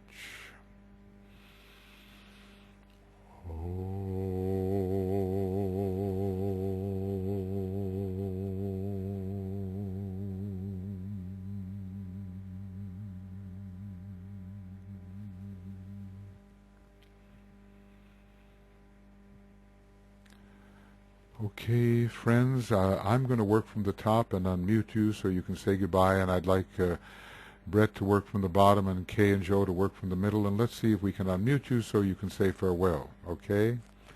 Okay, bye-bye, Andrew, bye, Ann, bye, Brennan, bye, Carol, bye, Cindy. Thank you. Okay, Constance, bye-bye. Whoops, I can't unmute you. Okay. Ayla, hey, hi, and welcome. Thank you. Welcome. Bye-bye. Bye, everybody. Yeah, hey, you're doing well. Unmuting. Oh, you're fantastic. I don't have to unmute too much. Bye, Michael. Okay, bye-bye, bye-bye. And bye-bye, everybody. Okay, thank you. Thank you so much. Bye-bye. And Vera, you and I will be in touch. We'll be in touch, Vera. Bye-bye. Bye-bye. Take care. Bye-bye. Farewell. You see why we don't unmute all at once? My goodness. Vera, I hear you, and you had your hand raised. I'm sorry I didn't catch you, and just write me what you're thinking. I'll get back to you, okay? Write me what you're thinking, and I'll get back to you. Bye, everyone. Bye-bye. Thank you. Thank you, Bye. staff. Thank you, staff. Thank you for helping. We'll see you later. Farewell. Thank you, Michael. Bye-bye. Bye-bye. Love you, Michael. Thank you. Thank you for your help. Thank you for your help. Appreciate it. Bye. Michael. Bye-bye. Thank you. Bye-bye, Phil. Bye-bye. Bye. Bye, Brennan. Bye-bye. Okay. Over and out.